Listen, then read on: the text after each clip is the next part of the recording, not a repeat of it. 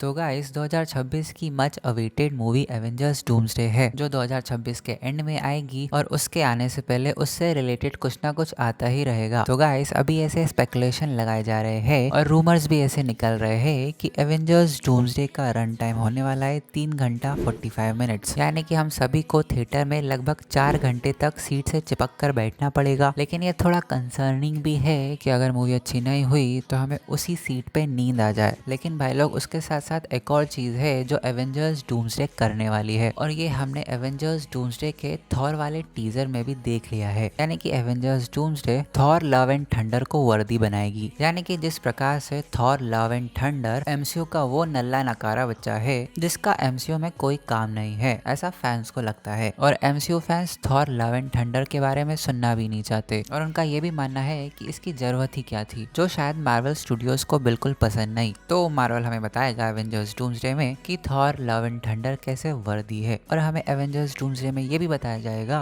कि क्यों Thor love and thunder Thor की जर्नी के लिए बहुत इंपॉर्टेंट मूवी है। मतलब कि जैसे हमने डूम्सडे का थॉर वाला टीजर देखा जिसमें वो अपने पापा से प्रार्थना करता है कि मुझे शक्ति दो वगैरह वगैरह, उसकी अडॉप्टिव बेटी के लिए, जो उसके लिए काफी इंपॉर्टेंट बन गई है थॉर लव एंड थंडर के बाद। थॉर की अडॉप्टिव बेटी जिसका रोल प्ले किया था क्रिस हेम्सवर्थ की रियल लाइफ बेटी इंडिया रोज हेम्सवर्थ ने। जैसे कि थॉर लव एंड थंडर के एंड में हमें बताया गया था कि Thor gore the God butcher की बेटी को अडॉप्ट कर लेता है जिसका नाम रहता है लव, जिसके बाद से थॉर काफी इमोशनल हो गया है। तो हमें एवेंजर्स डूम्सडे में थॉर का काफी गहराई वाला इमोशनल आर्क देखने को मिलने वाला है। और ऐसे स्पेकुलेशन भी लगाई जा रही है कि लव का एवेंजर्स डूम्सडे में काफी इंपॉर्टेंट रोल होने वाला है जो थॉर पर काफी इम्पैक्ट डालेगा। और इसी के साथ साथ हमें ये भी पता चलेगा कि movie Thor love and thunder का होना थॉर के लिए कितना इम्पोर्टेंट है। यानी कि थॉर के साथ जो कुछ भी हो रहा है अभी, उसके पीछे थॉर लव एंड थंडर के इवेंट्स का होना बहुत जरूरी है, जिससे automatically Thor love and thunder काफी इंपॉर्टेंट मूवी बन जाती है एमसीयू की। और आगे जाके ये भी सरप्राइजिंग नहीं होगा कि थॉर अपने आप को सेक्रीफाइस कर दे लव के लिए। और ऐसा मैं इसलिए भी कह रहा हूँ कि जैसे थॉर लव एंड थंडर में लव के अलावा एक और कैरेक्टर थी जो थॉर के लिए काफी इंपॉर्टेंट थी, और वो थी जेन फॉस्टर, जो मूवी की शुरुआत में तो आई थॉर के साथ रहने के लिए, माइटी थॉर बनने के लिए, लेकिन एंड आते आते नेटली पोर्टमैन की जेन फॉस्टर मर जाती है। और एंड में ये भी दिखाया गया है कि वो वल्हला पहुंच जाती है, जो काफी इंपॉर्टेंट कैरेक्टर था थॉर के लिए। अब पता नहीं एवेंजर्स डूम्सडे में वो वापस आ जाए, लेकिन जेन फॉस्टर के मरने के बाद लव और भी काफी इंपॉर्टेंट बन जाती है थॉर के लिए। तो भाई लोग हमें एवेंजर्स डूम्सडे में शायद थॉर का काफी सीरियस और इमोशनल वर्जन देखने को मिलने वाला है, और ऊपर से भाई लोकी से भी मिलने वाला है। यानी कि कुल मिला के Avengers doomsday Thor love and thunder को एक इम्पैक्टफुल और काफी इंपॉर्टेंट मूवी बना देगी एमसीयू के लिए। और इसके पहले भी थॉर की दूसरी मूवीज को भी बचाया है एमसीयू ने। यानी कि अगर देखा जाए थॉर का second part Thor the dark world इतनी काफी वर्दी मूवी नहीं थी, लेकिन एवेंजर्स एंड गेम के आने के बाद थॉर द डार्क वर्ल्ड काफी इंपॉर्टेंट मूवी बन गई, और काफी कुछ event Thor the dark world के हमें एंड गेम में भी दिखाए गए। जैसे कि थॉर वापस से जाता है टाइम में अपनी माँ से मिलने, जहाँ वो अपने आप पे डाउट करता है,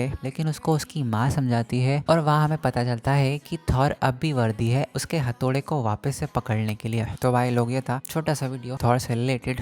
तो ऐसे वीडियोस के लिए मेरे चैनल को सब्सक्राइब और वीडियो को लाइक एंड शेयर जरूर कीजिए। बाय।